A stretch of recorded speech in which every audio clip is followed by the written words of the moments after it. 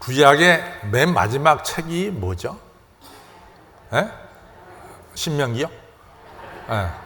구약의 맨 마지막 책이 말라기가 되겠습니다. 그 말라기는 주전 약 450년경에 쓰여진 책이에요. 그때 활동을 했습니다. 말라기가. 그리고 나서 구약의 예언자가 없었어요. 그리고 예수님 시대까지 약 450년 동안 예언자의 공백기다 이렇게 볼 수가 있어요.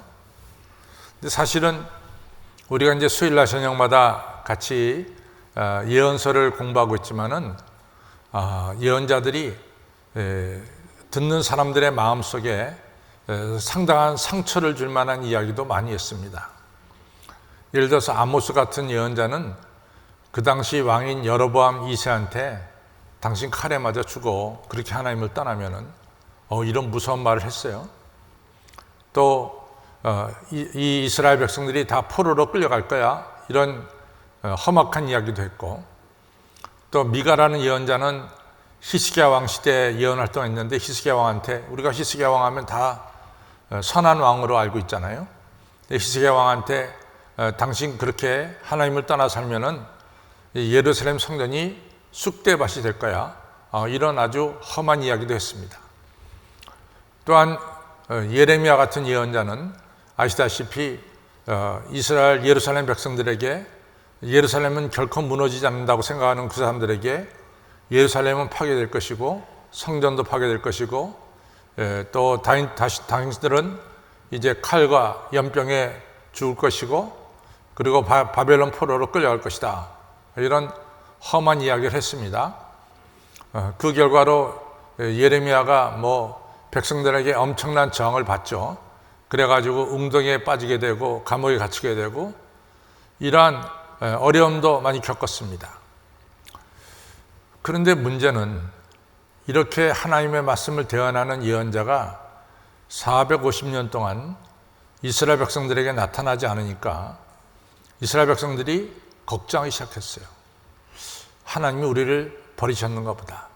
어째서 하나님은 하나님 말씀을 대언하시는 예언자를 우리에게 보내지 않을까. 예언자의 말씀이 때로는 자기들의 가슴을 아프게 하지만도 그 예언자의 말씀이 그리워졌습니다. 그러다가 나타난 예언자가 바로 세례 요한이 되겠습니다. 그래서 우리가 아는 대로 이 마태복음 3장에 보면 광야에 외치는 자의 소리가 있다. 그리고 그 광야에 외치는 자의 소리 450년 만에 나타난 예언자의 음성을 듣게 됩니다.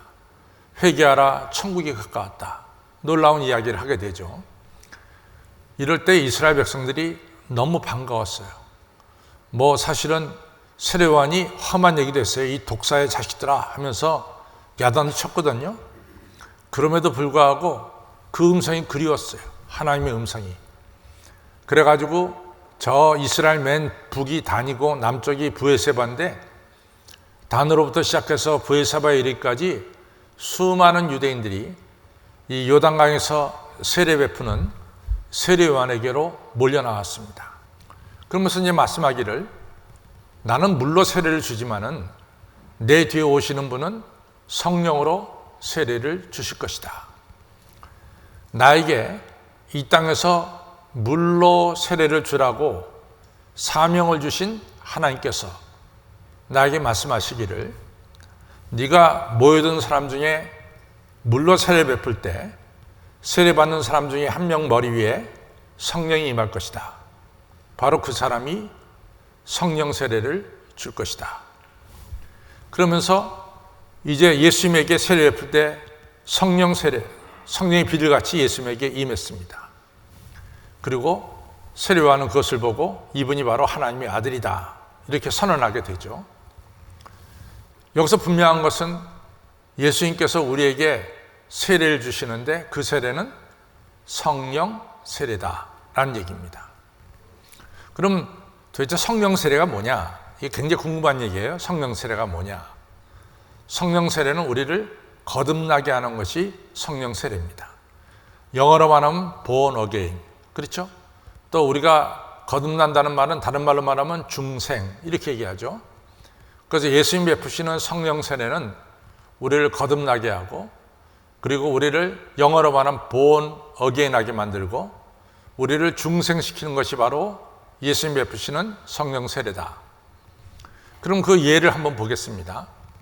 저는 성령 세례의 대표적인 예를 사도 바울에서 찾습니다. 사도 바울은 알다시피 그 사람은 이스라엘 중에 이스라엘 사람이고, 또 완전히 바리새파 사람이고 율법주의자입니다.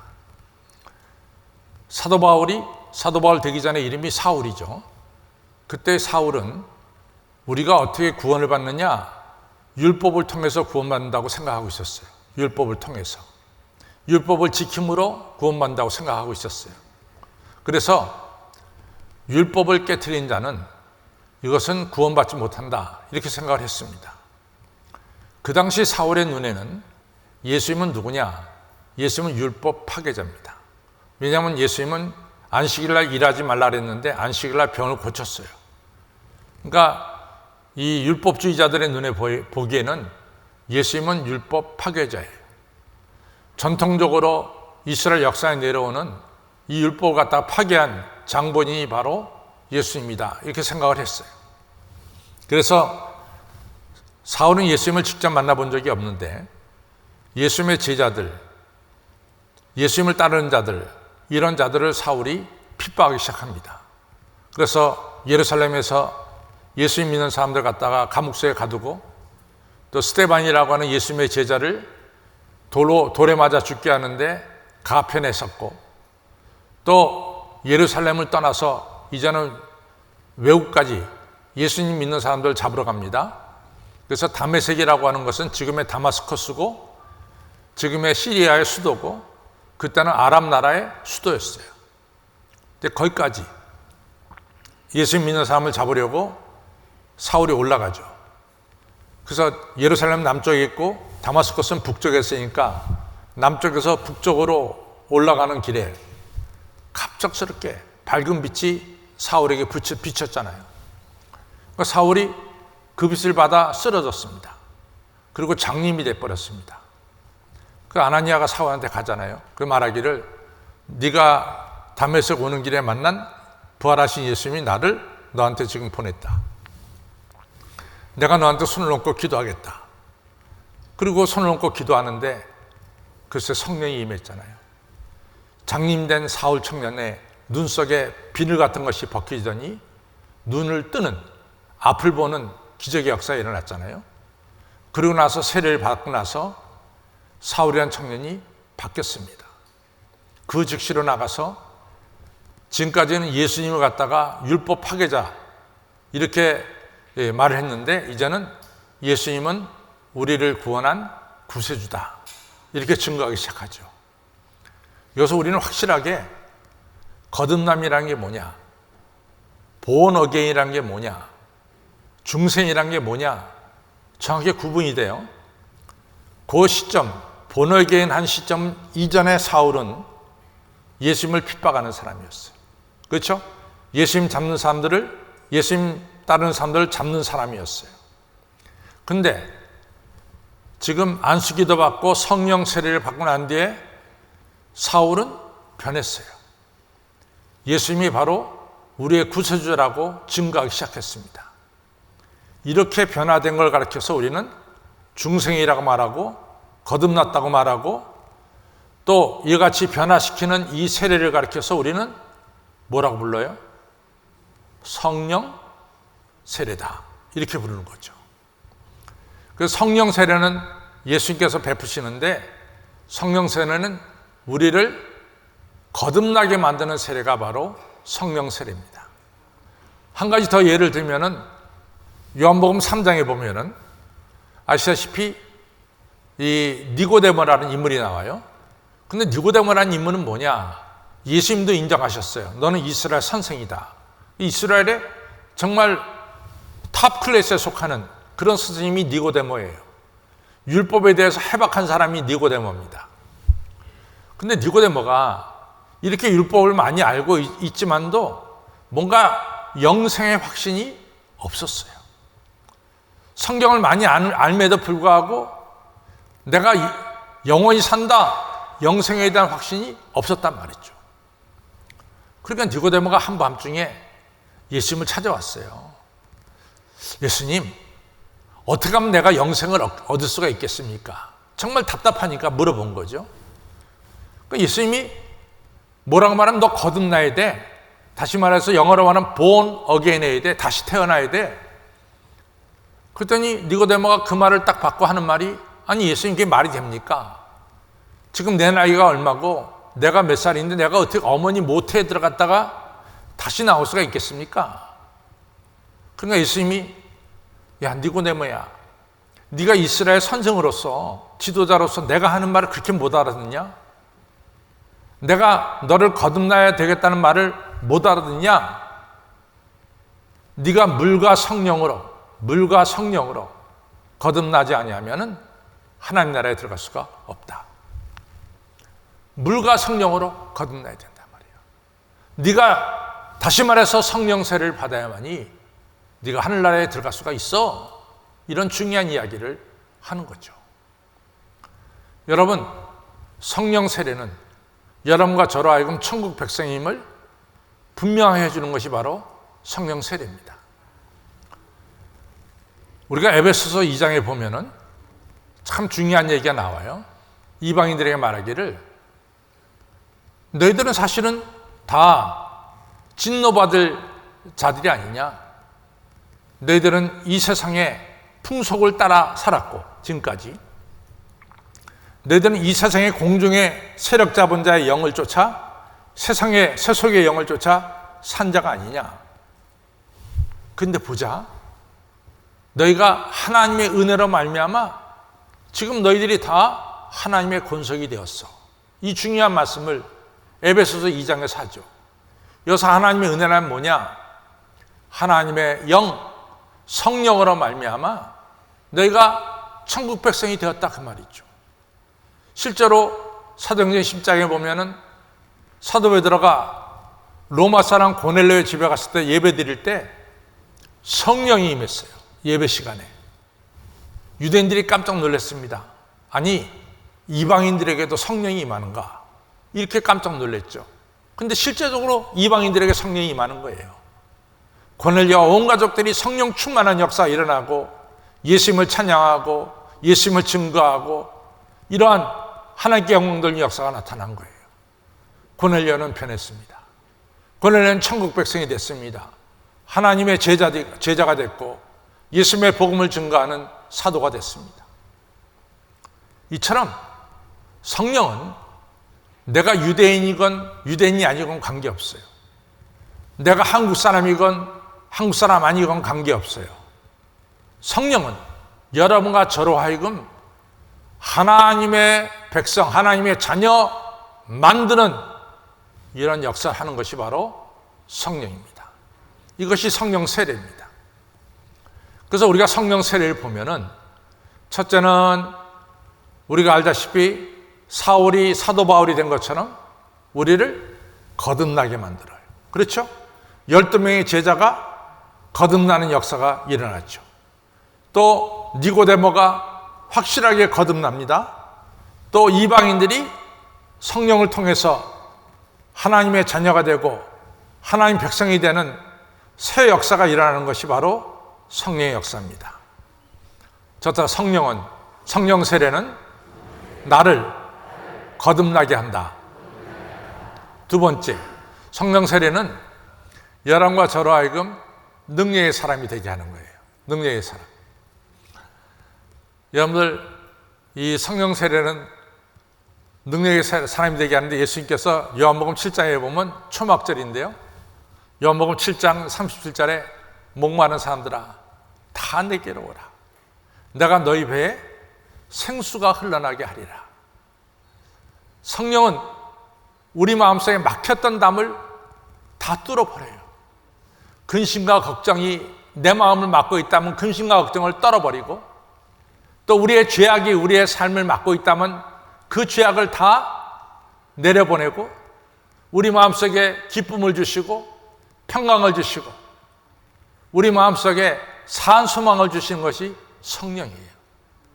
성령은 여러분과 저에게 평강을 주십니다. 성령 우리에게 기쁨을 주십니다. 성령은 우리 안에 마음과 근심을 다 없애버리시고 우리 마음속에 우리 주님의 역사가 일어나는 이러한 마음이 되게 만드는 것이 바로 성령님의 역사입니다. 그래서 예수님께서 요한복음 7장 3절에 너희 중에 목마르거든 다 내게로 오라. 내가 너희 배에 생수의 강이 성령의 강이 흘러가게 하리라. 성령 우리 가운데 사랑과 희락과 화평을 주시는 거죠. 또 오래 참음과 자비 양선을 주시는 것이죠. 충성과 온유와 절제 등 성령의 귀한 열매가 우리 안에 맺히도록 합니다. 또 성령은 어떤 능력을 주느냐? 나의 구세주 예수님을 아는 능력을 주시는 거예요. 그래서 베드로전서가 이런 얘기합니다. 베드로가 1장 8절에 야 너희들 참 복되다.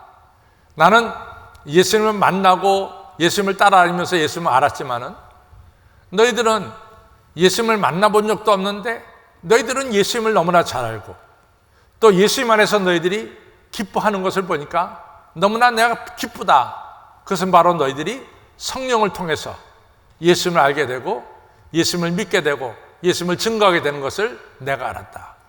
그렇습니다. 요한복음 14장, 15장, 16장은 예수님이 성령에 대한 이야기가 나와요. 14장에 내가 떠나면 너에게 보혜사 성령을 보낼 텐데 내가 너희를 고아처럼 버려주지 않을 것이다. 그 보혜사 성령이 오면 내가 너에게 가르치고 말한 것을 다 기억나게 할 것이다. 또 15장으로 걸어가면은 15장 맨 끝절에 보혜사 성령이 너희에게 와서 내가 행한 것을 너희들로 행하게 하겠다. 16장에 가면은 보혜사 성령이 너한테 오면은 너희가 의에 대해서 죄에 대해서 심판에 대해서 말씀할 것이다. 이렇게 15, 16, 14, 15, 16장을 통해서 보혜사 성령은 여러분과 저로 하여금 예수님을 분명히 알고 또 우리가 예수님의 말씀이 우리에게 기억나게 하고 그 말씀을 가지고 우리가 능력 있게 살아가도록 이 만드는 역사를 누가 하느냐? 성령님이 하시는 거예요. 그래서 우리 중에 누구도 예수님을 눈과 눈으로 얼굴로 본 적이 없어요. 그러나 여러분과 저는 어디 갖다 놔도 예수님이 어떤 분이라고 하는 걸 갖다가 아주 자세하게 분명하게 증거할 수 있습니다. 이것이 뭐냐? 다 성령의 역사죠. 성령의 역사죠. 그래서 성령의 역사가 아니면 누구든지 예수님을 주라고 할 수가 없는 거죠. 또 하나 성령의 역사는 너무 중요한 게 뭐냐면은 사실은 예수님의 제자들이 예수님이 행한 기적을 많이 봤어요. 그래서 마태, 마가, 누가복음에는 예수님이 행한 기적이 35가지 이같이 많이 나옵니다. 예수님이 행한 기적을 다 봤어요. 예수님 말씀을 들었어요. 예수님이 십자가에 달려 죽는 거 저들이 봤습니다. 부활하신 거 봤습니다. 부활하고 나서 예수님께서 요한복음 20장에 2번씩이나 제자들에게 찾아가 너희들에게 평강이 있을지어다 손발을 보여줍니다. 또 도마에게도 보여줍니다. 또 누가복음 24장에는 예수님이 같이 그들하고 식사도 같이 하세요. 저들이 분명히 예수님이 십자가에 못 박아 죽임을 당했다가 3일 만에 부활한 걸 눈으로 여러 차례 확인을 했어요. 그런데 이같이 확인하고 난 뒤에 제자들이 나가서 우리 예수님 부활했습니다. 너희들이 죽였지만 우리 예수님이 다시 살아났습니다. 그러고 증거했느냐 그 말이에요. 그게 없어요. 분명히 예수님의 부활을 봤지만 나가서 예수님이 부활했다라고 증거하지 않았단 말이죠. 그런데 사도행전을 넘어와서 사도행전 1장에 예수님 말씀하신 대로 저들은 함께 모여서 약속하신 보혜사 성령이 임하기를 위해서 간절히 기도했어요. 그리고 2장에 딱 넘어가니까 아니나 다를까 마가의 다락방이었던 120문도들에게 불에 혀같이 갈라지는 성령님의 역사, 이 빨간 불의 성령님의 역사, 바람 같은 성령님의 역사가 모여든 120문도들에게 충만하게 임하기 시작합니다. 그러자 저들이 방언하게 되고 예언하게 되고 놀라운 역사를 행하게 된 거예요. 바로 그 2장 바로 그 다음에 이어서 뭐가 나옵니까? 베드로가 벌떡 일어나서 여러분들이요 하나님이 우리를 사랑하사 메시아 그리스도를 우리에게 보내셨습니다. 근데 여러분과 저가 그 예수님을 십자가 못 박아 죽였습니다. 못 박아 죽인 예수님을 3일 만에 하나님이 다시 살리셨습니다. 이 설교를 하는데 모이던 사람들이 말이죠 그 말을 듣고 마음이 찔리기 시작하는 거예요. 어찌할까 하면서 그러면서 어떻게 우리가 이 저지른 죄를 용서받을 수 있습니까? 너희들 회개하고 성령을 받아라. 성령의 역사가 일어났어요. 사람들이 술 취했다고 말할 정도로 성령의 역사가 일어났습니다. 여러분, 베드로를 비롯한 제자들이 성령 받기 전에는 예수님을 증거하지 못했어요. 성령의 능력이 임하니까 담대하게 예수님을 증거하는 역사가 일어나기 시작한 것을 보게 됩니다. 거기서 끝납니까? 바로 사도행전 2장 끝나자마자 그 다음 3장으로 가면은 베드로와 요한이 성전으로 올라가다가 성전 미문에 앉아있는 나면서부터 앉은 맹이 보게 됐잖아요.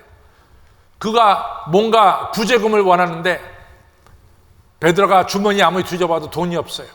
그러니까 뭐라고 말합니까? 내게 은과금은 없지만 내게 있는 것으로 내게 주노니 나사렛 예수의 이름으로 일어나 걸어라.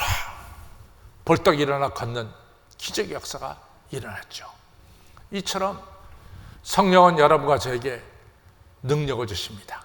우리의 마음속에 생수의 강, 평화의 강, 은혜의 강물이 흐르도록 성령님 우리에게 축복해 주시고, 성령님은 여러분과 제가 예수님을 너무나 분명하게 알고 예수님을 통해서 여러분과 제가 예수님의 능력을 힘입을 수 있도록 성령님은 우리에게 예수님을 알게 해주십니다.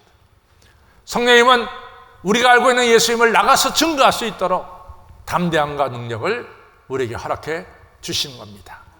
이것이 바로 성령님의 역사예요. 성령 세례. 첫째, 성령 세례는 나를 거듭나게 하고, 두 번째, 성령 세례는 여러분과 저에게 능력을 주시는 거예요. 그럼 이 성령을 받아야 되잖아. 우리가 이 성령을 받아야 되잖아. 여러분들 성령 받기 위해서 기도해야 됩니다. 구하라 주실 것이요, 찾으라 찾을 것이요, 문을 들기라 열 것이다. 예수님 말씀하셨어요. 내가 너희들에게 마지막 때 남종과 여종에게 성령을 물 붓듯 부어주시겠다 그랬어요. 우리가 성령을 못 받는 것은 사실은 성령 받기를 위해서 기도하지 않았다는 거예요. 여러분과 저는 사실 오늘 교회 오기 전에 집에서 기도하고 떠났어야 돼요. 하나님, 오늘 제가 주일 예배 드리려 합니다. 그냥 맹숭맹숭하게 저 예배 드리고 싶지 않습니다. 오늘 예배당에서 나는 하나님의 영광을 보기를 원하고, 나는 오늘 예배당에서 예배 드릴 때 성령의 충만함 받기를 소원합니다. 이 기도를 드렸어야 된단 말이죠. 근데 우리는 그냥 습관적으로 나올 때가 많이 있어. 그러나 때는 늦지 않았습니다. 지금 이 시간도 기회예요. 여러분과 저와 간절한 마음으로 우리 마음속에 성령이 임하기를 기도하시기를 바랍니다. 지금 이 시간도 기회라 그 말이요. 성령 받기를 간절하게 구하시기를 바랍니다. 이것이 중요한 거예요. 성령을 구해야 돼. 왜 우리가 성령 받을까? 부자가 되려고? 출세하려고? 그건 다 두 번째 문제예요. 예수를 더 알기를 원합니다. 나를 구원하신 예수님을 증거하기를 원합니다. 나 예수님 말씀대로 살기를 원합니다. 그래서 성령 받는 거예요. 그렇죠? 먼저 나는 그의 나라와 그의 의를 구하기 위해서 성령 받기를 원합니다. 이럴 때 우리 예수님께서 여러분과 저에게 성령 부으실 줄로 믿습니다. 성령 받기를 사모하시기를 바랍니다. 여러분 정말 그런 사모하는 마음이 있냐고요. 사모하는 마음이 있냐 이거지. 저 성령 받기를 사모합니다. 간절히 사모합니다. 이런 마음이 여러분들의 있기를 바랍니다. 성령 받기를 위해 기도하시기를 바랍니다. 그 목적은 분명해요. 예수님을 더 알고 싶어요. 예수님을 자랑하고 싶어요. 담대하게 증거하고 싶어요. 성령님이여, 구하는 자에게 주시는 성령님, 내 간절히 간구하는 기도를 들어주셔서 오늘 이 시간에 물 붓듯 성령 부어주시기를 원합니다. 이런 간절한 마음이 여러분과 저에게 충만하기를 주님의 이름으로 축원합니다.